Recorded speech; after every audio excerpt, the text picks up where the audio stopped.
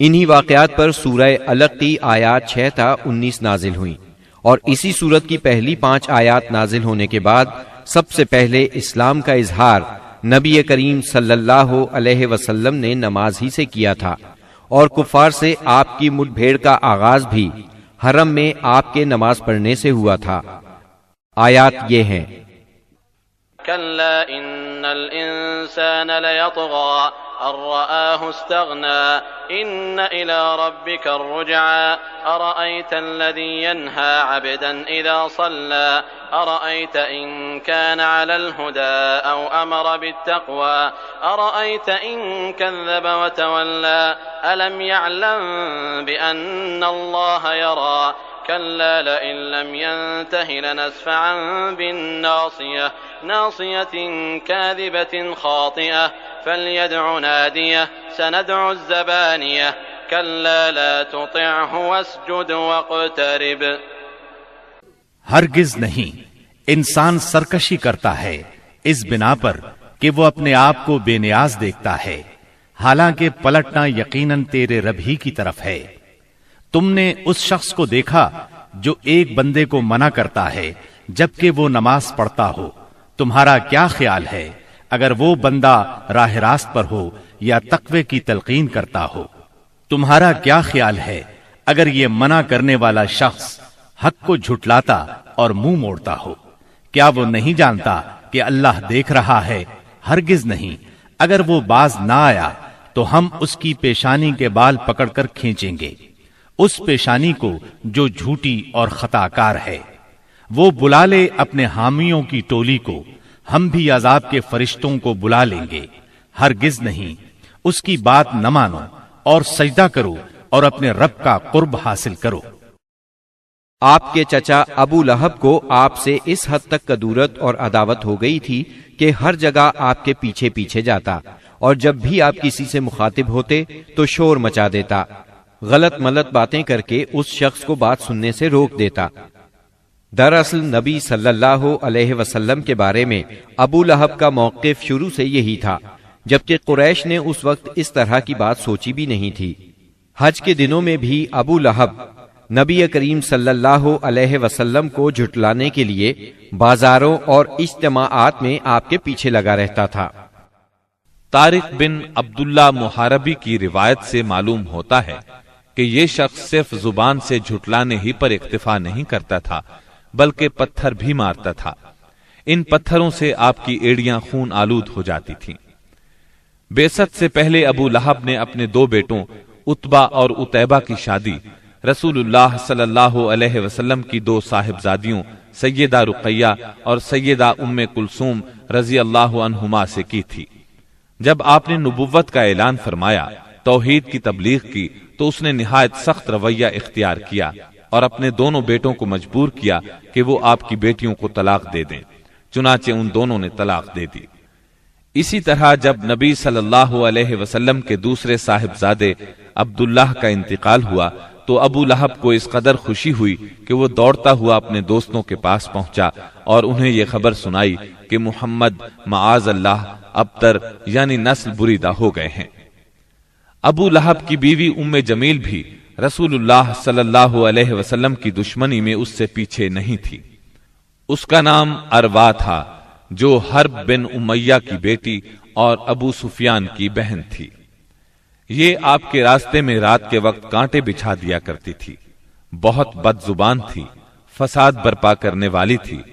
قرآن میں اسے حمالۃ الحطب یعنی لکڑی ڈھونے والی کا لقب دیا گیا ہے۔ جب اسے معلوم ہوا کہ اس کی اور اس کے شوہر کی مذمت میں قرآن نازل ہوا ہے تو وہ رسول اللہ صلی اللہ علیہ وسلم کو تلاش کرتی ہوئی آئی۔ آپ خانہ کعبہ کے پاس مسجد حرام میں تشریف فرما تھے۔ سیدنا ابو بکر صدیق رضی اللہ عنہ بھی ساتھ تھے۔ اس کی مٹھی میں پتھر تھے۔ آپ کے سامنے آ کھڑی ہوئی تو اللہ تعالیٰ نے اس کی نگاہ پکڑ لی اور وہ رسول اللہ صلی اللہ علیہ وسلم کو نہ دیکھ سکی۔ البتہ ابو بکر صدیق اسے نظر آ رہے تھے۔ اس نے پوچھا، ابو بکر تمہارا ساتھی کہاں ہے؟ مجھے معلوم ہوا ہے کہ وہ میری حجب کرتا ہے۔ اللہ کی قسم اگر میں اس تک پہنچ گئی تو یہ پتھر اس کے منہ پر ماروں گی۔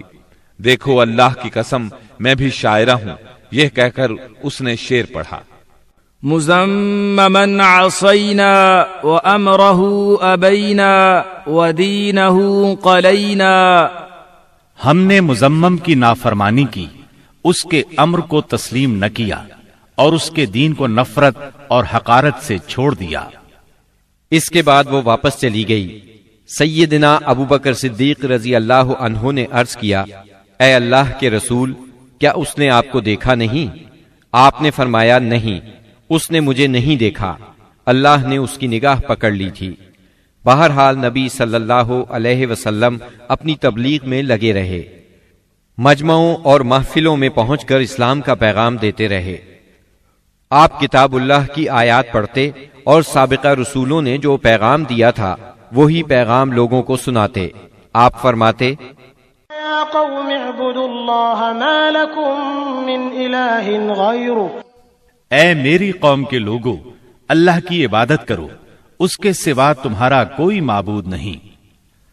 اس کے ساتھ ہی آپ نے لوگوں کے سامنے کھلم کھلا اللہ کی عبادت شروع کر دی۔ چنانچہ آپ دن دہاڑے سارے لوگوں کے سامنے کعبہ کے صحن میں نماز پڑھتے۔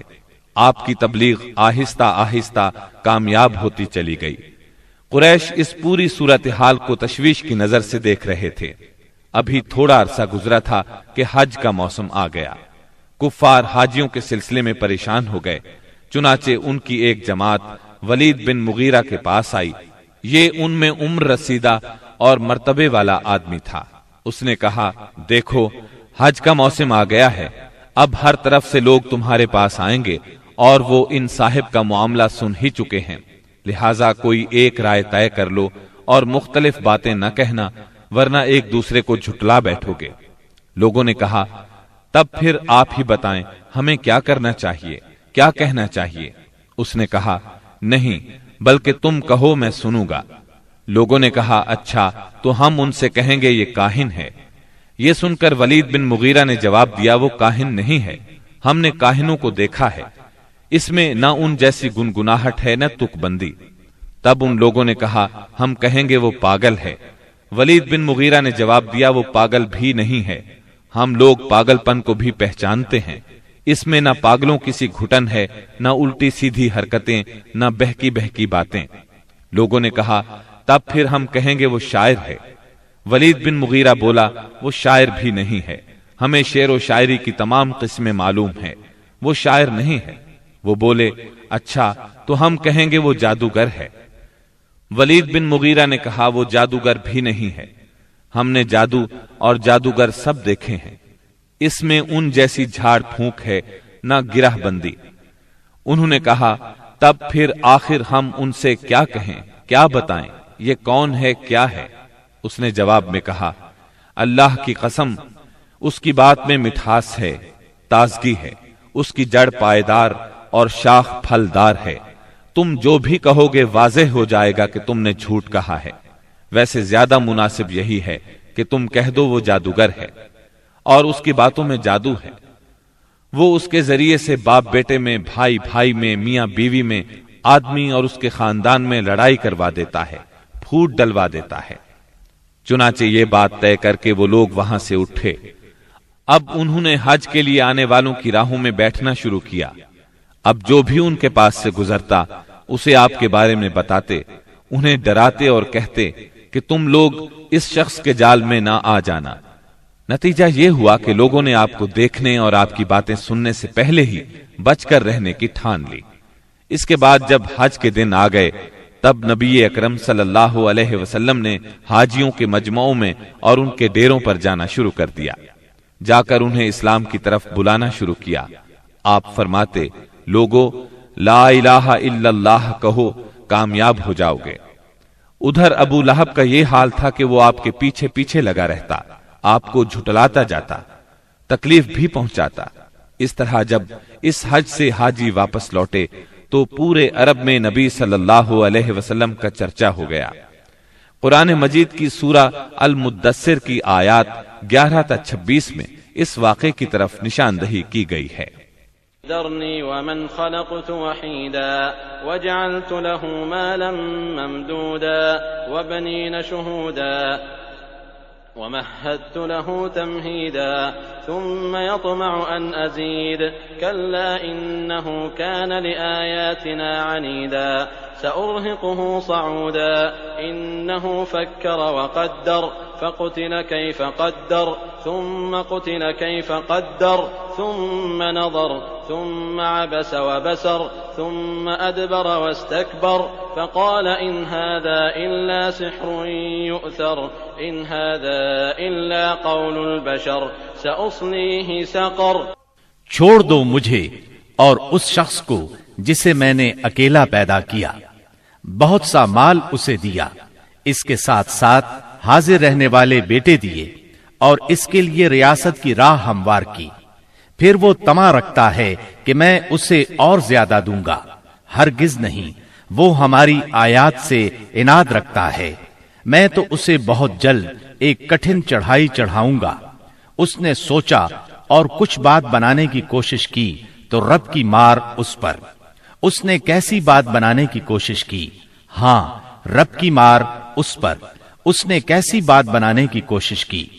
پھر لوگوں کی طرف دیکھا، پھر پیشانی سکیڑی اور منہ بنایا، پھر پلٹا اور تکبر میں پڑ گیا.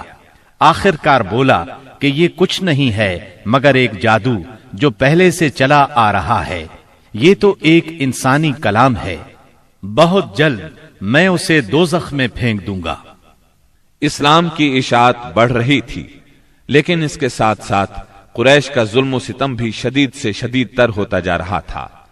پھر آپ ایک مخلص صحابی ارقم بن ابی ارقم رضی اللہ عنہ کے گھر میں تبلیغ کا کام کرنے لگے، یعنی وہ گھر آپ کی تبلیغ کا مرکز ٹھہرا. مسلمانوں کو اسلامی تحریک کے سب سے پہلے مرکز دار ارقم کا علم تھا. چنانچہ کوئی اجنبی شخص مسلمان ہونے کے لیے آتا تو اہل اسلام اسے بھی دار ارقم پہنچا دیا کرتے تھے. قریش کی سختیاں اور حالات جب ناقابل برداشت ہو گئے تو آپ نے اپنے اصحاب سے فرمایا، حبشہ کا بادشاہ اسہمہ نجاشی ایک انصاف پسند حکمران ہے اور اس کے ملک میں کسی پر ظلم نہیں ہوتا، لہٰذا تم حبشہ کی طرف ہجرت کر جاؤ. اس ہدایت کے مطابق رجب 5 نبوت میں صحابہ کرام کے پہلے قافلے نے ہجرت کی. اس میں 12 مرد اور 4 عورتیں تھیں اور ان کے امیر سیدنا عثمان بن عفان رضی اللہ عنہ تھے. ان کے ساتھ ان کی زوجہ محترمہ سیدہ رقیہ رضی اللہ عنہا تھی. یہ نبی اکرم صلی اللہ علیہ وسلم کی صاحبزادی تھی اور یہ سیدنا ابراہیم علیہ السلام اور سیدنا لوط علیہ السلام کے بعد پہلا گھرانہ تھا جس نے اللہ کے راستے میں ہجرت کی تھی. یہ لوگ رات کی تاریکی میں خاموشی سے نکلے اور جدہ کے جنوب میں واقع بحر احمر کی بندرگاہ شعیبہ کا رخ کیا. خوش قسمتی سے وہاں 2 تجارتی جہاز موجود تھے. یہ لوگ ان پر سوار ہو کر حبشہ پہنچ گئے. ادھر قریش کو ان کی روانگی کا علم ہوا تو مارے غیظ و غضب کے ان کا برا حال ہو گیا. فوراً آدمی دوڑائے گئے تاکہ ان حضرات کو پکڑا جا سکے اور خوب سزا دی جا سکے، یہاں تک کہ وہ اللہ کا دین چھوڑ دے. لیکن ان کے ساحل تک پہنچنے سے پہلے مسلمان سمندر میں دور جا چکے تھے، لہٰذا یہ لوگ ساحل سے نامراد واپس آ گئے. اس ہجرت کے کوئی 2 ماہ بعد رمضان 5 نبوت میں ایک روز رسول اللہ صلی اللہ علیہ وسلم مسجد حرام میں تشریف لائے. اس وقت وہاں قریش کے بہت سارے لوگ موجود تھے. ان میں ان کے سردار اور بڑے بڑے لوگ بھی تھے. آپ نے ان کے درمیان کھڑے ہو کر سورہ نجم کی تلاوت شروع کر دی. ایسا نفیس کلام انہوں نے پہلے کبھی نہیں سنا تھا. اب جو ان کے کانوں میں گونجا تو بے خود ہو گئے، دم بخود ہو کر سنتے رہ گئے. اس طرح خاموش اور ساکت ہو گئے کہ آپ کو روکنے کا ہوش بھی نہ رہ گیا. بلکہ سورت کے آخر میں جب ڈانٹ ڈپٹ والی آیات آئیں تو ان کے دل کانپ گئے، ہوش اڑ گئے، اور جو ہی آپ نے یہ حکم سنایا کہ فَاسْجُدُوا لِلَّهِ وَاعْبُدُوا، یعنی اللہ کے لیے سجدہ کرو اور اس کی عبادت کرو، تو سب کے سب سجدہ ریز ہو گئے. کسی کو اس حکم ربانی سے سرتابی کا یارہ نہ رہا. امام بخاری رحمت اللہ علیہ نے سیدنا عبداللہ بن مسعود رضی اللہ عنہ سے روایت کی ہے کہ نبی صلی اللہ علیہ وسلم نے سورہ نجم پڑھی، پھر سجدہ کیا تو قوم کا کوئی فرد نہ بچا جس نے سجدہ نہ کیا ہو۔ ایک آدمی نے ایک مٹھی کنکری یا مٹی کی لی اور اس کو اپنے چہرے کے اوپر تک لے گیا اور کہا، میرے لیے یہی کافی ہے۔ بعد میں نے دیکھا کہ وہ حالت کفر میں مارا گیا۔ یہ امیہ بن خلف تھا جو بدر کے دن مارا گیا۔ گویا اس وقت جتنے لوگ تھے ان میں سے بس ایک امیہ بن خلف ایسا تھا جس نے مکمل طور پر سجدہ نہیں کیا، البتہ ایک مٹھی میں کنکریاں لے کر اپنی پیشانی تک لے گیا۔ اس نے سجدہ کرنے والوں کا بس اس حد تک ساتھ دیا تھا۔ اس واقعے کی خبر حبشہ پہنچ گئی، یعنی تمام قریش کے سجدہ کرنے کی خبر۔ اس پر مسلمانوں نے سمجھا کہ وہ سب کے سب مسلمان ہو گئے ہیں۔ وہ سب خوشی خوشی ماہ شوال میں مکے کی طرف روانہ ہو گئے، لیکن جب مکے کے اس قدر قریب پہنچ گئے کہ ایک دن سے بھی کم وقت کی مسافت باقی رہ گئی، تب انہیں اصل بات کا پتہ چلا۔ اس پر کچھ لوگ تو وہیں سے واپس حبشہ چلے گئے اور کچھ چھپ چھپا کر یا کسی کی پناہ لے کر مکہ آ گئے۔ اس کے بعد مسلمانوں پر قریش کی سختیاں اور زیادہ بڑھ گئیں، کیونکہ ایک طرف تو انہوں نے بے خودی میں مسلمانوں کے ساتھ سجدہ کر دیا تھا، اس کا انہیں بہت پچھتاوا تھا۔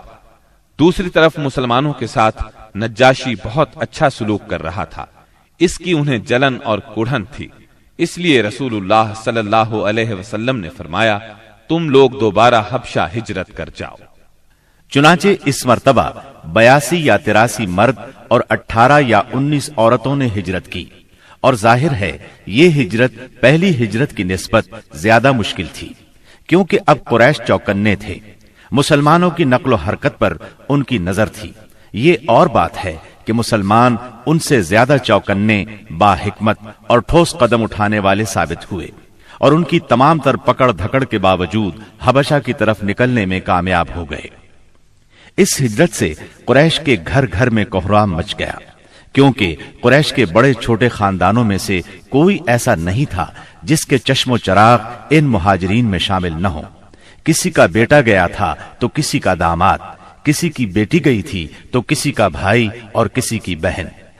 ابو جہل کے بھائی سلمہ بن حشام، اس کے چچا زاد 2 بھائی، اس کی چچا زاد بہن ام سلمہ، ابو سفیان کی بیٹی ام حبیبہ، عتبہ کے بیٹے اور ہند جگر خور کے سگے بھائی ابو حذیفہ، سہیل بن عمرو کی بیٹی سہلہ، عثمان بن عفان، ان کی اہلیہ رقیہ بنت رسول اللہ صلی اللہ علیہ وسلم، زبیر بن عوام، مصعب بن عمیر، عبد الرحمن بن عوف، ابو سلمہ مخزومی، عثمان بن مظعون، جعفر بن ابی طالب اور ان کی زوجہ اسماء بنت امیس رضی اللہ عنہم وغیرہ۔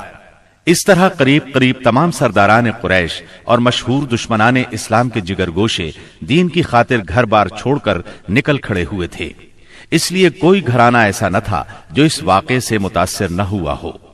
قریش پر یہ بات بہت گراں گزری کہ مسلمان ان سے بچ کر ایک ایسی جگہ جا پہنچے ہیں جہاں ان کی جان اور مال کو کوئی خطرہ نہیں ہے۔ چنانچہ انہوں نے ان حضرات کی واپسی کا منصوبہ تیار کیا۔ عمرو بن عاص اور عبداللہ بن ربیہ کو حبشہ بھیجا۔ یہ دونوں اس وقت مشرک تھے۔ انہوں نے حبشہ پہنچ کر منصوبے کے مطابق سب سے پہلے پادریوں سے ملاقاتیں کی اور انہیں تحفے تحائف دیے، پھر بااثر انداز میں دلیل دے کر اپنی آمد کا مقصد بتایا۔ انہوں نے ان کا ساتھ دینے کا وعدہ کر لیا۔ اس کے بعد یہ دونوں نجاشی کے پاس آئے، اسے بھی تحائف پیش کیے، پھر اصل مقصد کی بات شروع کی۔ انہوں نے کہا، اے بادشاہ، آپ کے ملک میں ہمارے کچھ ناسمجھ لوگ بھاگ آئے ہیں۔ انہوں نے اپنی قوم کا دین چھوڑ دیا ہے اور آپ کے دین میں بھی داخل نہیں ہوئے، بلکہ ایک نیا دین ایجاد کیا ہے۔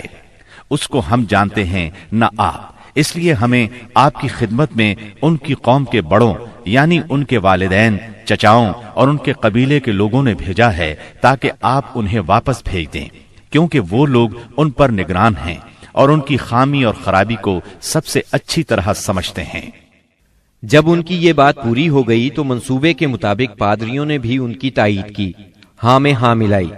نجاشی نے ان کی باتیں غور سے سنی، لیکن سوچے سمجھے اور دیکھے بھالے بغیر فیصلہ نہیں کیا۔ اس نے سوچا دوسرے فریق کی بھی بات سنی جائے کہ وہ کیا کہتے ہیں، تبھی حق واضح ہو سکے گا۔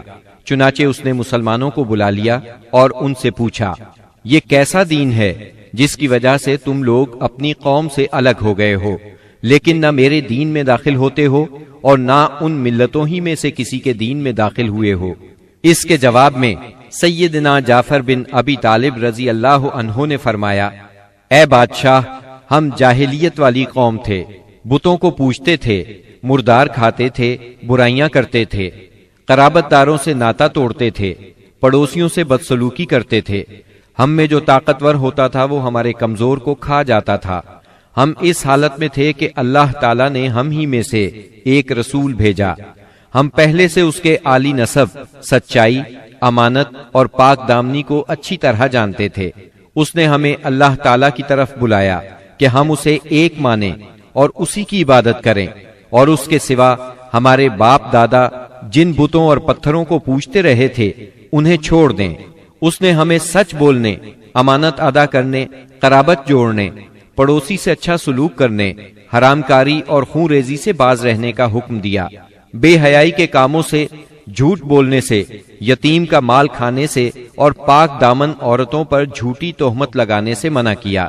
اس نے ہمیں یہ بھی حکم دیا کہ ہم صرف ایک اللہ کی عبادت کریں، اس کے ساتھ کسی کو شریک نہ کریں۔ اس نے ہمیں نماز، زکوٰۃ اور روزے کا حکم دیا۔ اس موقع پر سیدنا جعفر رضی اللہ عنہ نے اسلام کے اور بہت سے احکام گنوائے، پھر کہا، ہم نے اس پیغمبر کو سچا مانا، اس پر ایمان لائے، اس کی پیروی کی اور اس کے لائے ہوئے دین میں اس کی اطاعت کی۔ چنانچہ ہم نے ایک اللہ کی عبادت کی، اس کے ساتھ کسی کو شریک نہیں کیا، اور جو چیزیں اس نے حرام بتائیں انہیں حرام مانا، جو چیزیں اس نے حلال بتائیں ان کو حلال مانا۔ بس اس پر ہماری قوم ہم سے بگڑ گئی، اس نے ہم پر ظلم و ستم کا بازار گرم کر دیا، ہمیں ہمارے دین سے پھیرنے کے لیے فتنوں اور سزاؤں سے دوچار کیا، تاکہ ہم اللہ کی عبادت چھوڑ کر پھر سے بت پرستی کی طرف پلٹ جائیں، اور جن گندی چیزوں کو حلال سمجھتے تھے انہیں پھر حلال سمجھنے لگے۔ جب انہوں نے ہم پر بہت ظلم و تشدد کیا، زمین ہم پر تنگ کر دی، ہمارے اور ہمارے دین کے درمیان رکاوٹ بن گئے، تو ہم نے آپ کے ملک کی راہ لی اور آپ کو دوسروں پر ترجیح دی اور آپ کی پناہ میں رہنے کو پسند کیا، اور آپ سے اے بادشاہ یہ امید کی کہ آپ کے ہاں ہم پر ظلم نہیں کیا جائے گا۔ سیدنا جعفر رضی اللہ عنہ کی یہ تقریر سن کر نجاشی نے کہا، کچھ قرآن پڑھ کر سناؤ۔ اس پر سیدنا جعفر رضی اللہ عنہ نے سورہ مریم کی ابتدائی آیات تلاوت کی۔ نجاشی ان آیات کو سن کر اس قدر رویا کہ اس کی داڑھی تر ہو گئی، اور تمام پادری بھی اس قدر روئے کہ ان کے صحیفے تر ہو گئے۔ پھر نجاشی نے کہا، یہ کلام اور وہ کلام جو عیسیٰ علیہ السلام لے کر آئے تھے دونوں ایک ہی طاق شمع سے نکلے ہوئے ہیں۔ اس کے بعد اس نے قریش کے دونوں نمائندوں سے مخاطب ہو کر کہا، تم لوگ چلے جاؤ، اللہ کی قسم میں انہیں تمہارے حوالے نہیں کر سکتا، اور نہ ان کے خلاف کوئی چال چلی جا سکتی ہے۔ دوسرے دن عمرو بن عاص نے ایک خطرناک ترین تدبیر اختیار کی۔ نجاشی سے جا کر کہا، اے بادشاہ، یہ لوگ عیسیٰ علیہ السلام کے بارے میں ایک بڑی بات کہتے ہیں۔ اس پر نجاشی نے پھر مسلمانوں کو بلوایا اور سیدنا عیسیٰ علیہ السلام کے بارے میں سوال کیا۔ سیدنا جعفر رضی اللہ عنہ نے فرمایا، ہم ان کے بارے میں وہی بات کہتے ہیں جو نبی صلی اللہ علیہ وسلم لے کر آئے ہیں، یعنی وہ اللہ کے بندے ہیں، اس کے رسول، اس کی روح اور اس کا وہ کلمہ ہے جسے اللہ نے کنواری پاک دامن مریم علیہ السلام کی طرف القاء کیا تھا۔ اس پر نجاشی نے زمین سے تنکا اٹھایا اور کہا، اللہ کی قسم، جو کچھ تم نے کہا ہے اس سے عیسیٰ علیہ السلام اس تنکے کے برابر بھی بڑھ کر نہیں تھے۔ چنانچہ تم لوگ میرے ملک میں امن اور چین سے رہو، جو تمہیں گالی دے گا اس پر تاوان لگایا جائے گا۔ مجھے سونے کا پہاڑ ملے تو بھی میں گوارا نہیں کروں گا کہ تم میں سے کسی کو ستایا جائے۔ اس کے بعد اس نے حکم دیا کہ قریش کے نمائندوں کو ان کے تحفے واپس کر دیے جائیں۔ چنانچہ یہ دونوں صاحبان منہ لٹکائے واپس مکہ لوٹ آئے اور مسلمانوں نے وہاں اچھے دیار میں اچھے ہمسائے کے ساتھ قیام کیا۔ بہرحال مشرکین کی چال ناکام ہو گئی۔ یہ بات ان کی سمجھ میں آ گئی کہ وہ مسلمانوں سے عداوت اپنے دائرہ اختیار میں رہ کر ہی کر سکتے ہیں، لیکن پھر اس کے مقابلے میں انہوں نے ایک خوفناک بات سوچی۔ دراصل انہیں اچھی طرح احساس ہو گیا تھا کہ اس مسئلے سے نمٹنے کے لیے ان کے سامنے دو ہی راستے رہ گئے ہیں، یہ کہ رسول اللہ صلی اللہ علیہ وسلم کو طاقت کے ذریعے تبلیغ سے روک دیں یا پھر آپ کے وجود ہی کا صفایا کر دیں۔ تاہم دوسری صورت ان کے لیے بہت مشکل تھی، اس لیے کہ ابو طالب آپ کے محافظ تھے اور وہ مشرکین کے عزائم کے سامنے آہنی دیوار تھے۔ اس لیے یہی مفید سمجھا گیا کہ ابو طالب سے دو باتیں کی جائیں۔ اس تجویز کے بعد سرداران قریش ابو طالب کے پاس گئے اور بولے، اے ابو طالب، آپ ہمارے درمیان بہت عزت اور شرف والے ہیں۔ ہم نے آپ سے گزارش کی کہ اپنے بھتیجے کو روکیے، لیکن آپ نے نہیں روکا۔ آپ یہ بات یاد رکھیں، ہمارے آباء و اجداد کو گالیاں دی جاتی ہیں، ہم برداشت نہیں کر سکتے۔ ہماری عقلوں کو اور سمجھ بوجھ کو حماقت کہا جائے، ہمارے خداؤں کی عیب جوئی کی جائے، یہ ہم ہرگز برداشت نہیں کر سکتے۔ آپ انہیں روک لیجئے، ورنہ پھر ہم آپ سے اور ان سے ایسی جنگ چھیڑ دیں گے کہ ایک فریق کا صفایا ہو کر رہے گا۔ ابو طالب پر اس زوردار دھمکی کا بہت زیادہ اثر ہوا۔ انہوں نے رسول اللہ صلی اللہ علیہ وسلم کو بلا کر کہا، بھتیجے، تمہاری قوم کے لوگ میرے پاس آئے تھے اور ایسی ایسی باتیں کہہ گئے ہیں، اب مجھ پر اور خود اپنے آپ پر رحم کرو۔ اس معاملے میں مجھ پر اتنا بوجھ نہ ڈالو جو میرے بس سے باہر ہے۔ یہ سن کر رسول اللہ صلی اللہ علیہ وسلم نے خیال فرمایا کہ اب ان کے چچا بھی ان کا ساتھ چھوڑ رہے ہیں، وہ بھی ان کی مدد نہیں کریں گے، قریش کے مقابلے میں کمزور پڑ گئے ہیں۔ اس لیے آپ صلی اللہ علیہ وسلم نے فرمایا، چچا جان، اللہ کی قسم، اگر یہ لوگ میرے دائیں ہاتھ پر سورج اور بائیں ہاتھ پر چاند رکھ دیں کہ میں اس کام کو اس حد تک پہنچائے بغیر چھوڑ دوں کہ اللہ اسے غالب کر دے یا میں اسی راہ میں ہلاک ہو جاؤں، تب بھی میں نہیں چھوڑوں گا۔ ان الفاظ کے ساتھ ہی آپ کی آنکھوں میں آنسو آ گئے اور وہاں سے اٹھ گئے۔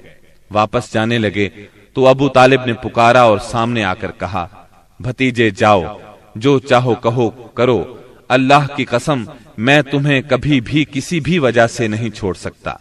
پھر یہ اشعار کہے، والله لن يصلوا إليك بجمعهم حتى أوسد في التراب دفينا فاصدع بأمرك ما عليك غضاضة وأبشر وقر بذاك منك عيونا۔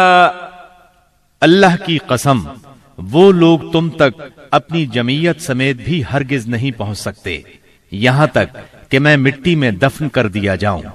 تم اپنی بات کھلم کھلا کہو، تم پر کوئی قید نہیں، تم خوش ہو جاؤ اور تمہاری آنکھیں اس سے ٹھنڈی ہو جائیں۔ سابقہ دھمکی کے باوجود جب قریش نے دیکھا کہ رسول اللہ صلی اللہ علیہ وسلم اپنا کام کیے جا رہے ہیں تو وہ جان گئے کہ ابو طالب رسول اللہ صلی اللہ علیہ وسلم کو نہیں چھوڑ سکتے، بلکہ اس بارے میں قریش سے جدا ہونے اور ان سے دشمنی مول لینے تک کو تیار ہیں۔ تو وہ لوگ ولید بن مغیرہ کے لڑکے عمارہ کو ساتھ لے کر ابو طالب کے پاس پہنچے اور ان سے یوں عرض کیا، اے ابو طالب، یہ قریش کا سب سے بانکا اور خوبصورت جوان ہے، آپ اسے لے لیں، اس کی دیت اور نصرت کے آپ حقدار ہوں گے، آپ اسے اپنا لڑکا بنا لیں، یہ آپ کا ہوگا۔ آپ اپنے بھتیجے کو ہمارے حوالے کر دیں، اس بھتیجے کو جس نے آپ کے آباء و اجداد کے دین کی مخالفت کی ہے، آپ کی قوم کا شیرازہ منتشر کر رکھا ہے اور ان کی عقلوں کو حماقت سے دوچار بتلایا ہے، ہم اسے قتل کریں گے، بس یہ ایک آدمی کے بدلے میں ایک آدمی کا حساب ہے۔ ابو طالب نے اس پر ان سے کہا، اللہ کی قسم، کتنا برا سودا ہے جو تم مجھ سے کر رہے ہو، تم اپنا بیٹا مجھے دیتے ہو کہ میں اسے کھلاؤں پلاؤں اور پالوں پوسوں، جبکہ میرا بیٹا مجھ سے طلب کرتے ہو کہ اسے قتل کر دو، اللہ کی قسم یہ نہیں ہو سکتا۔ اس پر نوفل بن عبد مناف کا پوتا متم بن عدی بولا، اللہ کی قسم، اے ابو طالب، تم سے تمہاری قوم نے انصاف کی بات کہی ہے اور جو صورت تمہیں ناگوار ہے اس سے بچنے کی کوشش کی ہے، لیکن میں دیکھتا ہوں کہ تم ان کے سلسلے میں کسی بات کو قبول نہیں کرنا چاہتے۔ اس کی بات کے جواب میں ابو طالب نے کہا، اللہ کی قسم تم لوگوں نے میرے ساتھ انصاف کی بات نہیں کی، بلکہ تم بھی میرا ساتھ چھوڑ کر میرے مخالف لوگوں کی مدد پر تلے بیٹھے ہو۔ اگر یہی بات ہے تو ٹھیک ہے، جو چاہو کرو۔ اس گفتگو کی ناکامی کے بعد قریش کا ظلم و ستم حد سے بڑھ گیا۔ تکالیف دینے کا سلسلہ پہلے سے کئی گنا زیادہ اور سخت تر ہو گیا۔ انہی دنوں قریش کے سرکشوں کے دماغوں میں نبی صلی اللہ علیہ وسلم کے خاتمے کی ایک تجویز ابھری، لیکن یہ تجویز بھی ان کے خلاف گئی۔ اس تجویز کی بنا پر مکے کے دو نامور اور سرفروش یعنی سیدنا حمزہ اور سیدنا عمر بن خطاب رضی اللہ عنہما اسلام لائے اور ان کے ذریعے سے اسلام کو خوب طاقت ملی۔ ظلم و ستم کے طویل ترین سلسلے کے صرف ایک دو نمونے آپ کو سنائے جاتے ہیں۔ ایک روز ابو لہب کا بیٹا عتیبہ رسول اللہ صلی اللہ علیہ وسلم کے پاس آیا اور بولا، میں والنجم اذا ہوا اور ثم دنا فتدلی کا انکار کرتا ہوں، یعنی اس نے قرآن کی ان آیات کے بارے میں کہا کہ میں ان کا انکار کرتا ہوں۔ پھر آپ پر حملہ آور ہوا، آپ کا کرتا پھاڑ ڈالا، آپ کے چہرہ مبارک پر تھوکنے کی کوشش کی، لیکن اس کا تھوک آپ کے چہرہ مبارک تک نہ آ سکا۔ اس موقع پر نبی کریم صلی اللہ علیہ وسلم نے اس کے حق میں یوں بد دعا فرمائی، اے اللہ اپنے کتوں میں سے کوئی کتا اس پر مسلط کر دے۔ رسول اللہ صلی اللہ علیہ وسلم کی یہ بد دعا قبول ہوئی، اور وہ اس طرح کہ ایک مرتبہ عتیبہ قریش کے کچھ لوگوں کے ساتھ سفر پر گیا۔ قافلے نے ملک شام کے مقام زرقاء میں پڑاؤ ڈالا تو رات کے وقت ایک شیر قافلے کے نزدیک آیا۔ اس نے پورے قافلے کے گرد چکر لگایا۔ عتیبہ نے اس شیر کو دیکھا تو بولا، ہائے میری تباہی، اللہ کی قسم یہ مجھے کھا جائے گا۔ محمد نے مجھے بد دعا دی تھی، دیکھو میں شام میں ہوں، اس نے مکے میں رہتے ہوئے مجھے مار ڈالا۔ اس وقت تو شیر چلا گیا۔ لوگوں نے عتیبہ کو دلاسا دیا کہ فکر کرنے کی کوئی بات نہیں۔ پھر اس کی حفاظت کی خاطر اس کے چاروں طرف جانور کھڑے کر دیے، تاکہ اگر رات کے وقت شیر آ جائے تو عتیبہ کی بجائے کسی جانور کو کھا لے، عتیبہ کی طرف رخ نہ کرے۔ اس کے باوجود عتیبہ کی گویا جان نکلی جا رہی تھی۔ پھر رات ہو گئی، سب لوگ سو گئے، لیکن عتیبہ سے نیند کوسوں دور تھی، اور آخر کار شیر آ گیا۔ اس نے جانوروں کو کچھ نہ کہا، ایک چھلانگ لگا کر ان کے اوپر سے ہوتا ہوا عتیبہ پر جا پڑا اور اس کا سر چبا ڈالا۔ تکالیف پہنچانے والوں میں ایک شخص عقبہ بن ابی معیط تھا۔ اس نے ایک روز حالت سجدہ میں نبی صلی اللہ علیہ وسلم کی گردن اس زور سے دبائی کہ معلوم ہوتا تھا آپ کی آنکھیں باہر نکل آئیں گی۔ سیدنا امیر حمزہ رضی اللہ عنہ رشتے میں آپ کے چچا تھے، مگر عمر میں آپ سے 2-3 سال ہی بڑے تھے۔ آپ دونوں نے چونکہ سویبہ کا دودھ پیا تھا، اس لیے رضائی بھائی بھی تھے۔ سیدنا حمزہ رضی اللہ عنہ کو شکار کھیلنے اور سپاہ گری کا بہت شوق تھا۔ منہ اندھیرے تیر کمان لے کر شکار کے لیے نکل جاتے اور پورا دن اسی شوق میں گزار دیتے۔ شام کو واپس آتے تو پہلے حرم میں جاتے، طواف کرتے۔ قریش کے رئیس حرم میں اکثر اپنی الگ الگ مجلس جما کر بیٹھتے تھے۔ سیدنا حمزہ کی ان سب سے اچھی دوستی تھی، اس لیے سب لوگ ان کی بہت قدر کرتے تھے۔ ایک روز نبی اکرم صلی اللہ علیہ وسلم کوہ صفا پر بیٹھے تھے، اتنے میں ابو جہل آیا اور آپ کو دیکھتے ہی آگ بگولا ہو گیا۔ آپ کو گالیاں دینے لگا، آپ خاموش رہے۔ اس خاموشی سے اس کا پارا اور چڑھ گیا۔ اس نے ایک پتھر اٹھایا اور آپ کے سر پر دے مارا۔ آپ کا سر زخمی ہو گیا، خون بہنے لگا۔ شام کو سیدنا حمزہ رضی اللہ عنہ شکار سے لوٹے تو عبداللہ بن جدعان کی لونڈی نے بتایا کہ آج آپ کے بھتیجے محمد کو ابو جہل نے سخت تکلیف پہنچائی ہے، آپ زخمی ہو گئے ہیں۔ سیدنا حمزہ رضی اللہ عنہ نے یہ سنا تو غصے سے بھڑک اٹھے، آخر آپ ان کے قریبی عزیز تھے۔ سیدھے ابو جہل کے پاس گئے اور بولے، تو میرے بھتیجے کو گالی دیتا ہے، حالانکہ میں اسی کے دین پر ہوں۔ اس کے بعد کمان سے اس زور سے مار ماری کہ ابو جہل اس کمان سے زخمی ہو گیا۔ اب سیدنا حمزہ رضی اللہ عنہ آپ صلی اللہ علیہ وسلم کے پاس پہنچے اور بولے، بھتیجے، تمہیں یہ سن کر خوشی ہوگی کہ میں نے ابو جہل سے تمہارا بدلہ لے لیا ہے۔ اس پر نبی اکرم صلی اللہ علیہ وسلم نے فرمایا، چچا، میں ایسی باتوں سے خوش نہیں ہوا کرتا۔ اگر آپ میری خوشی چاہتے ہیں تو اس کا آسان اور سیدھا سادہ طریقہ یہ ہے کہ آپ مسلمان ہو جائیں۔ سیدنا امیر حمزہ رضی اللہ عنہ کے دل پر اس جملے کا اتنا اثر ہوا کہ انہوں نے اسی وقت کلمہ پڑھا اور اسلام قبول کر لیا۔ سیدنا حمزہ رضی اللہ عنہ کے ایمان لانے کے 3 دن بعد سیدنا عمر بن خطاب بھی اسلام لے آئے۔ وہ قریش مکہ کے بہت بڑے ستون اور مددگار تھے۔ قریش کی طرف سے بیرونی ممالک سے سفارتی تعلقات رکھنا انہی کی ذمہ داری تھی۔ اسلام قبول کرنے سے پہلے آپ مسلمانوں کے سخت خلاف تھے، بہت سخت گیر تھے، طبیعت میں غصہ بہت تھا۔ ایک رات رسول اللہ صلی اللہ علیہ وسلم خانہ کعبہ کے پاس نماز پڑھ رہے تھے۔ سیدنا عمر رضی اللہ عنہ نے چھپ کر چند آیات سن لی۔ ان کے دل میں آیا کہ یہ حق ہے، لیکن پھر بھی اپنے خیالات پر جمے رہے، یہاں تک کہ ایک روز نبی صلی اللہ علیہ وسلم کا کام تمام کرنے کی نیت سے تلوار لے کر نکل کھڑے ہوئے۔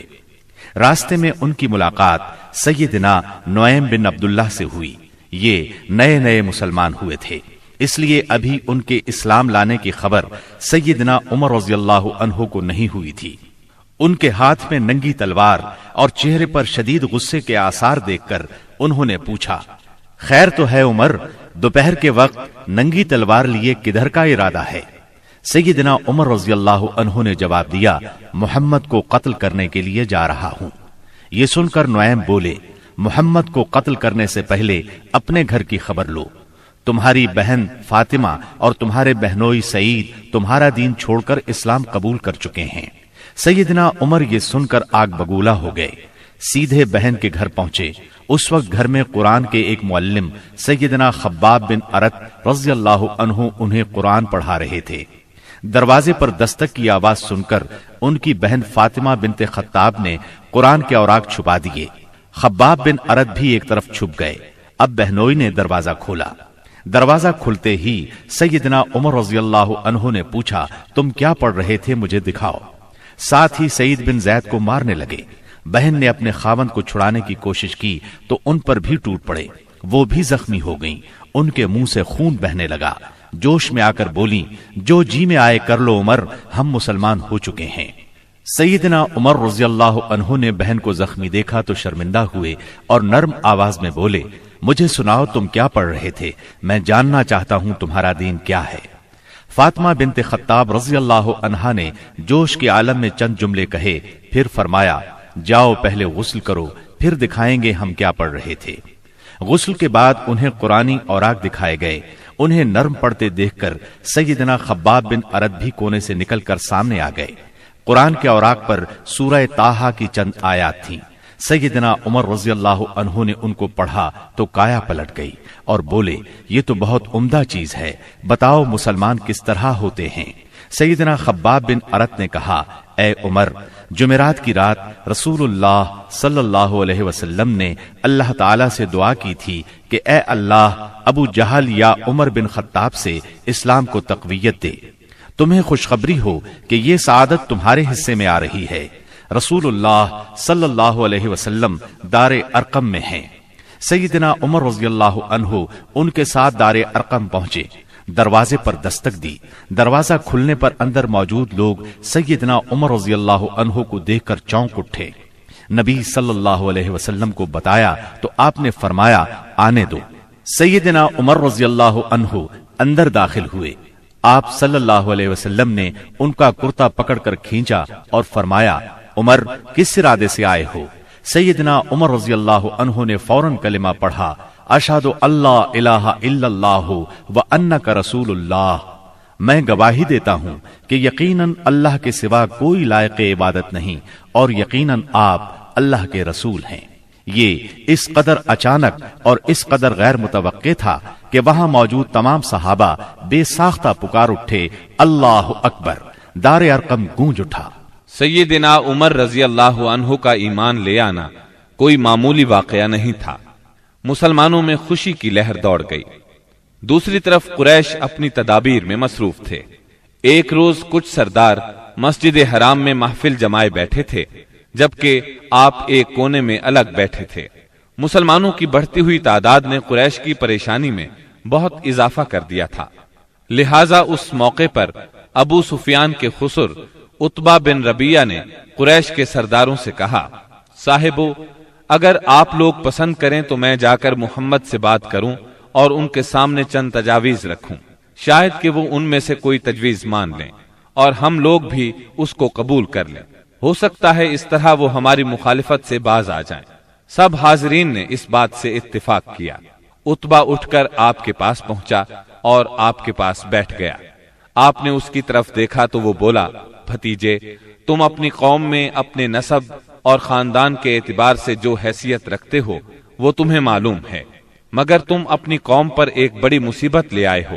تم نے جماعت میں تفرقہ ڈال دیا ہے، ساری قوم کو تم بے وقوف ٹھہراتے ہو، قوم کے معبودوں اور اس کے دین کی برائی کرتے ہو اور ایسی باتیں کرنے لگے ہو جن کے معنی یہ ہیں کہ ہم سب کے باپ دادا کافر تھے۔ اب ذرا میری بات سنو، کچھ تجاویز تمہارے سامنے رکھتا ہوں، ان پر غور کرو، شاید کہ ان میں سے کسی کو تم قبول کر لو۔ اس کے خاموش ہونے پر آپ نے فرمایا، ابو الولید، آپ کہیں، میں سن رہا ہوں۔ اس نے کہا، بھتیجے، یہ کام جو تم نے شروع کیا ہے، اس سے اگر تمہارا مقصد مال حاصل کرنا ہے تو ہم سب مل کر تمہیں اتنا کچھ دینے کے لیے تیار ہیں کہ تم ہم میں سب سے زیادہ مالدار ہو جاؤ گے۔ اگر اس سے اپنی بڑائی چاہتے ہو تو ہم تمہیں اپنا سردار بنانے کے لیے تیار ہیں، کسی معاملے کا فیصلہ تمہارے بغیر نہیں کیا کریں گے۔ اگر بادشاہت ہی چاہتے ہو تو ہم تمہیں اپنا بادشاہ بنا لیتے ہیں، اور اگر تم پر کوئی جن آتا ہے جسے تم خود دور کرنے پر قادر نہیں ہو تو ہم بہترین طبیبوں سے اپنے خرچ پر تمہارا علاج کروا دیتے ہیں۔ عتبہ یہ باتیں کرتا رہا، آپ خاموشی سے سنتے رہے۔ جب وہ اپنی کہہ چکا تب آپ نے فرمایا، اچھا اب میری سنو۔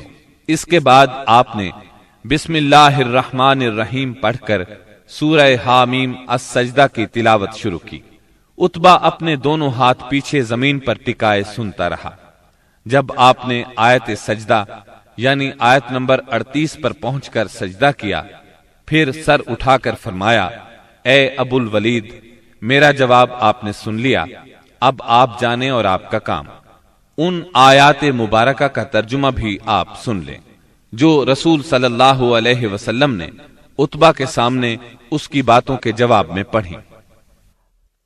شروع اللہ کے نام سے جو بہت مہربان نہایت رحم والا ہے۔ حامیم، یہ اتاری ہوئی ہے بڑے مہربان بہت رحم والے کی طرف سے۔ ایسی کتاب ہے جس کی آیتوں کی واضح تفصیل کی گئی ہے، اس حال میں کہ قرآن عربی زبان میں ہے، اس قوم کے لیے جو جانتی ہے۔ خوشخبری سنانے والا اور ڈرانے والا ہے، پھر بھی ان میں سے اکثر نے منہ پھیر لیا اور وہ سنتے ہی نہیں۔ اور انہوں نے کہا کہ تو جس کی طرف ہمیں بلا رہا ہے، ہمارے دل تو اس سے پردے میں ہیں اور ہمارے کانوں میں گرانی ہے، اور ہم میں اور تجھ میں ایک حجاب ہے۔ اچھا تو اپنا کام کیے جا، ہم بھی یقیناً کام کرنے والے ہیں۔ آپ کہہ دیجئے کہ میں تو تم ہی جیسا انسان ہوں، مجھ پر وحی نازل کی جاتی ہے کہ تم سب کا معبود ایک اللہ ہی ہے، سو تم اس کی طرف متوجہ ہو جاؤ اور اس سے گناہوں کی معافی چاہو، اور ان مشرکوں کے لیے بڑی ہی خرابی ہے جو زکوٰۃ نہیں دیتے اور آخرت کے بھی منکر ہی رہتے ہیں۔ بے شک جو لوگ ایمان لائیں اور بھلے کام کریں ان کے لیے نہ ختم ہونے والا اجر ہے۔ آپ کہہ دیجئے کہ کیا تم اس اللہ کا انکار کرتے ہو اور تم اس کے شریک مقرر کرتے ہو جس نے 2 دن میں زمین پیدا کر دی؟ سارے جہانوں کا پروردگار وہی ہے، اور اس نے زمین میں اس کے اوپر سے پہاڑ گاڑ دیے اور اس میں برکت رکھ دی، اور رہنے والوں کی غذاؤں کی تجویز بھی اسی میں کر دی، صرف 4 دن میں، ضرورت مندوں کے لیے یکساں طور پر۔ پھر آسمان کی طرف متوجہ ہوا اور وہ دھواں سا تھا، پس اسے اور زمین سے فرمایا کہ تم دونوں خوشی سے آؤ یا ناخوشی سے۔ دونوں نے عرض کیا ہم بخوشی حاضر ہیں۔ پس 2 دن میں 7 آسمان بنا دیے اور ہر آسمان میں اس کے مناسب وحی بھیج دی، اور ہم نے آسمان دنیا کو چراغوں سے زینت دی اور نگہبانی کی، یہ تدبیر اللہ غالب و دانا کی ہے۔ اب بھی یہ روگرداں ہوں تو کہہ دیجئے کہ میں تمہیں اس کڑک سے ڈراتا ہوں جو مثل عادیوں اور سمودیوں کی کڑک کے ہوگی۔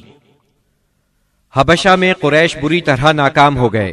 دوسری طرف وہاں شاہ حبشہ نے مسلمانوں کے ساتھ اعلیٰ ترین سلوک کیا، انہیں وہاں رہنے کی کھلی آزادی دی۔ ادھر مکہ معظمہ میں سیدنا حمزہ اور سیدنا عمر بن خطاب رضی اللہ عنہما نے اسلام قبول کر لیا۔ ان تمام باتوں کی بنا پر کفار کا زور ٹوٹنے لگا۔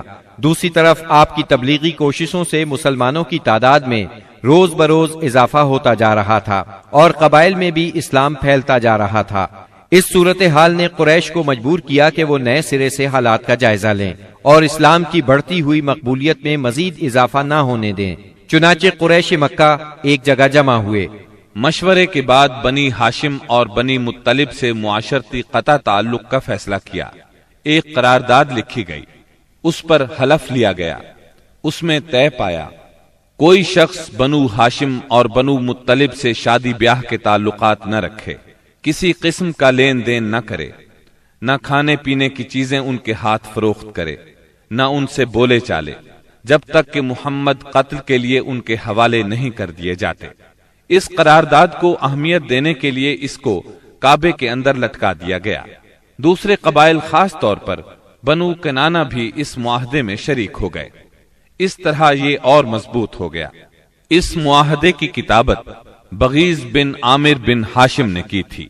رسول اللہ صلی اللہ علیہ وسلم نے اس پر بد دعا کی اور اس کا ہاتھ یا ہاتھ کی بعض انگلیاں شل ہو گئیں۔ قریش مکہ کے اس معاشرتی بائیکاٹ سے مجبور ہو کر ابو طالب نے اپنے خاندان کے ساتھ شیب ابی طالب میں پناہ لی۔ شیب ابی طالب مکہ معظمہ میں ایک محلے کا نام تھا۔ بنی ہاشم اس میں رہا کرتے تھے۔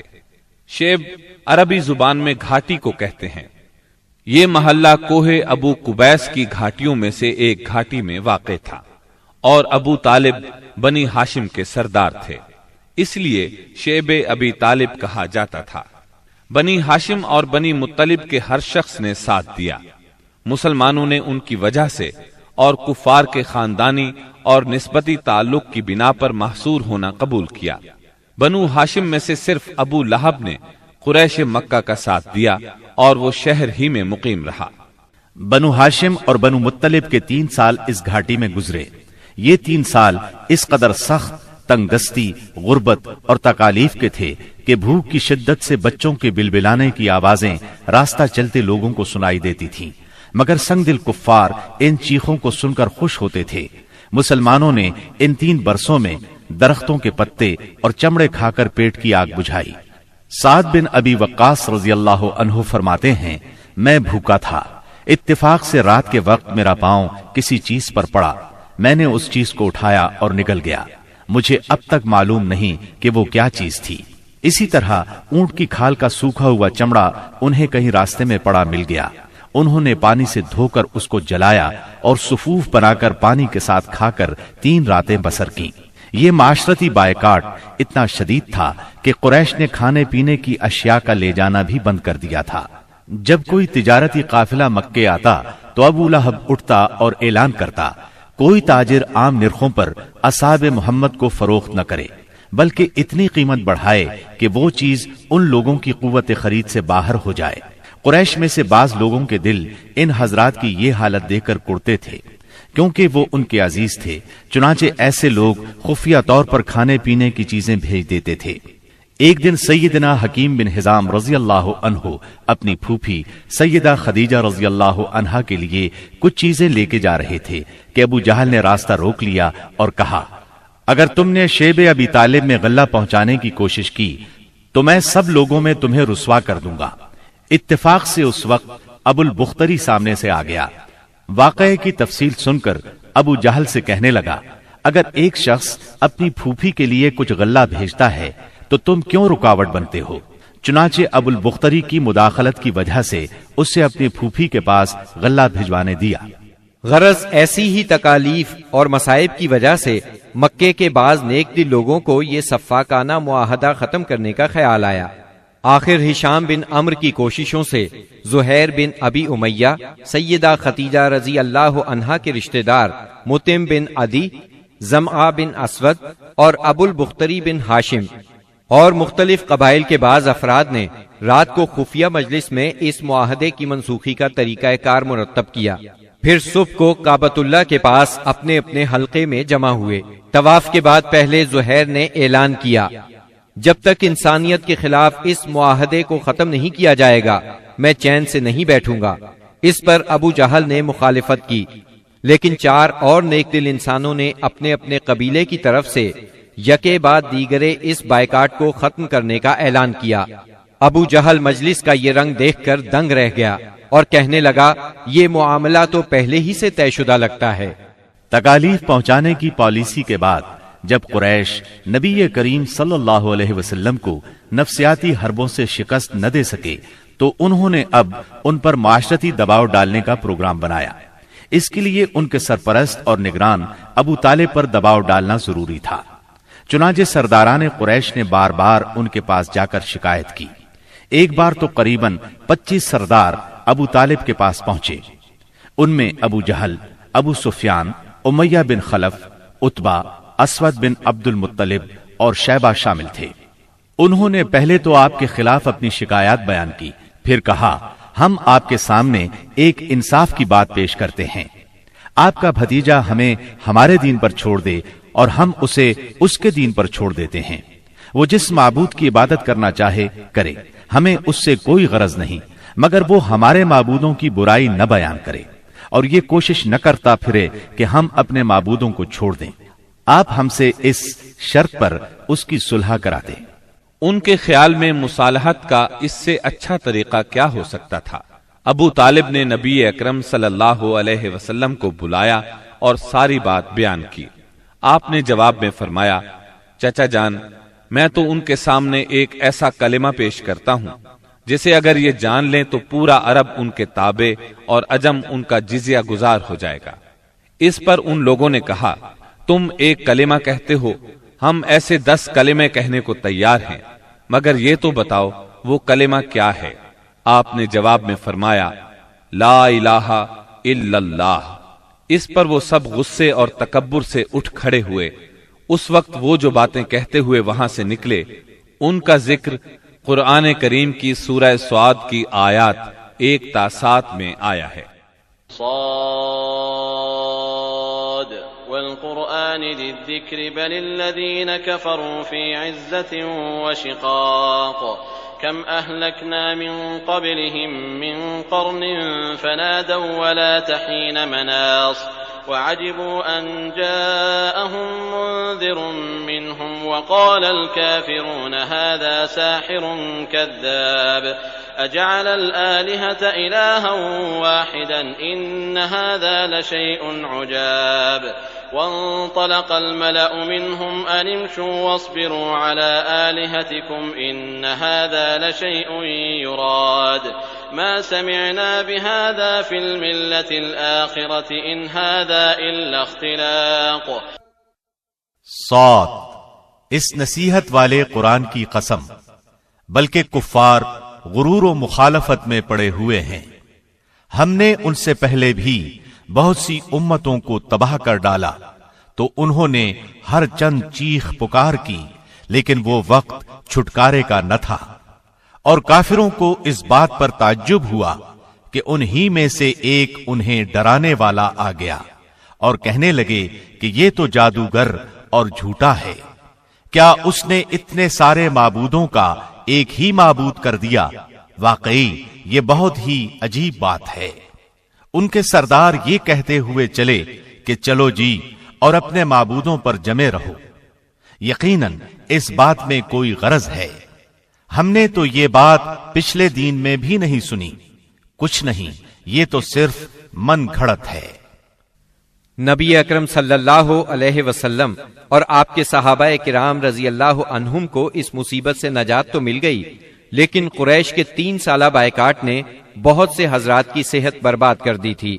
آپ شہر میں تشریف لائے ہی تھے کہ آپ کے چچا ابو طالب بیمار پڑ گئے اور چند روز بعد ہی وفات پا گئے۔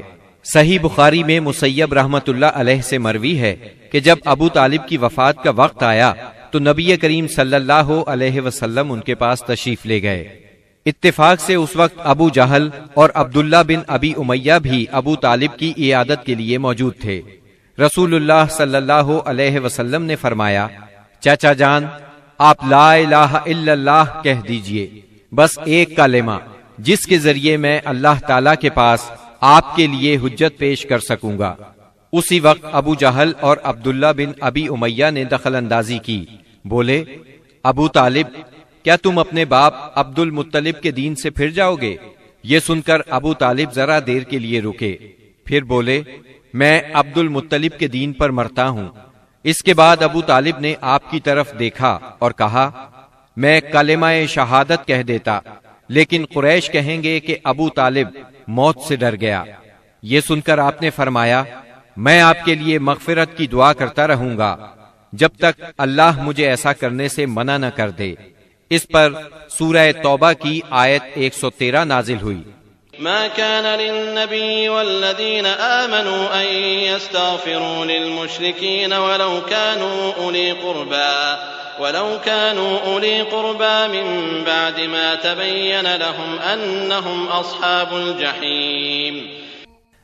نبی اور اہل ایمان کے لیے درست نہیں کہ مشرکین کے لیے دعائے مغفرت کریں، اگرچہ وہ قرابت دار ہی کیوں نہ ہوں، جبکہ ان پر واضح ہو چکا ہے کہ وہ جہنمی ہیں۔ جناب ابو طالب کی وفات کے چند روز بعد سیدہ خدیجہ رضی اللہ عنہا نے انتقال فرمایا۔ آپ اپنے شفیق چچا کی وفات کے صدمے سے ابھی سنبھلے بھی نہیں تھے کہ سیدہ خدیجہ رضی اللہ عنہا جیسی جانثار اور غم گسار رفیقہ حیات دنیا سے رخصت ہو گئیں۔ ان کی وفات نبوت کے 10ویں سال ماہ رمضان میں ہوئی۔ اس وقت ان کی عمر 65 برس تھی۔ رسول اللہ صلی اللہ علیہ وسلم کا ارشاد ہے، جس وقت لوگوں نے میرے ساتھ کفر کیا وہ مجھ پر ایمان لائیں، جس وقت لوگوں نے مجھے جھٹلایا انہوں نے میری تصدیق کی، جس وقت لوگوں نے مجھے محروم کیا انہوں نے مجھے اپنے مال میں شریک کیا، اور اللہ نے مجھے ان سے اولاد دی اور دوسری بیویوں سے کوئی اولاد نہ دی۔ ان کی میت خود آپ نے قبر میں اتاری۔ اس سال کا نام خود آپ نے عام الحزن رکھا۔ یہ نام تاریخ اسلام کا جز بن گیا۔ جناب ابو طالب اور سیدہ خدیجۃ الکبریٰ کی وفات کے بعد کفار مکہ اور بھی زیادہ دلیر ہو گئے، پہلے سے زیادہ آپ کو تنگ کرنے لگے، یہاں تک کہ آپ کا گھر سے نکلنا بھی مشکل ہو گیا۔ ابو طالب کی وفات پر ابو لہب بنو ہاشم کا سردار بنا۔ شروع ہی میں اس نے اعلان کر دیا کہ آپ اپنے اقوال اور اعمال کے ذمہ دار ہیں۔ یہ اعلان گویا آپ کو برادری سے خارج کر دینے کے برابر تھا کہ جو چاہے آپ کو معاذ اللہ قتل کر دے، قبیلہ آپ کی حمایت نہیں کرے گا۔ آخر کار آپ شوال 10 نبوت اواخر مئی یا اوائل جون 619 عیسوی کو اس ارادے سے طائف تشریف لے گئے کہ بنی ثقیف کو اسلام کی طرف بلائیں، اور اگر وہ اسلام قبول نہ کریں تو انہیں کم از کم اس بات پر آمادہ کریں کہ وہ آپ کو اپنے ہاں چین سے بیٹھ کر کام کرنے کا موقع دیں۔ طائف مکہ معظمہ سے 60 میل کے فاصلے پر پہاڑوں میں ایک سرسبز و شاداب مقام ہے، جو اپنی خوشگوار آب و ہوا کی وجہ سے اہل حجاز کے لیے ایک صحت افزا مقام کی حیثیت رکھتا ہے۔ جس وقت آپ نے طائف کا سفر اختیار کیا، وہاں قبیلہ بنو ثقیف برسر اقتدار تھا۔ آپ کو اس وقت کوئی سواری تک میسر نہیں تھی۔ مکہ معظمہ سے طائف تک کا سفر آپ نے پیدل طے کیا۔ آپ کے ساتھ صرف زید بن حارثہ رضی اللہ عنہ تھے۔ راستے میں جس قبیلے سے گزر ہوتا اسے اسلام کی دعوت دیتے، لیکن کسی نے بھی دعوت قبول نہ کی۔ وہاں پہنچ کر آپ نے 10 دن قیام فرمایا۔ اس قیام کے دوران ثقیف کے 3 سرداروں کے پاس گئے جو آپس میں بھائی تھے، جن کے نام یہ ہیں: عبد یالیل، مسعود اور حبیب۔ ان کے والد کا نام عمرو بن عمیر ثقفی تھا۔ آپ نے انہیں اللہ کی اطاعت اور اسلام کی مدد کی دعوت دی۔ انہوں نے انکار کر دیا اور خوف محسوس کیا کہ کہیں ان کا نوجوان طبقہ آپ کی تبلیغ سے متاثر نہ ہو جائے۔ مجبوراً آپ کو طائف چھوڑنا پڑا۔ جب آپ وہاں سے نکلے تو ثقیف کے سرداروں نے اپنے ہاں کے لفنگوں کو آپ کے پیچھے لگا دیا۔ وہ راستے کے دونوں طرف دور تک آپ پر آوازیں کستے چلے گئے۔ انہوں نے گالیاں بھی دی اور پتھر بھی مارے، اس قدر پتھر مارے کہ آپ زخموں سے چور ہو گئے، اور اس قدر خون نکلا کہ آپ کے جوتے مبارک بھی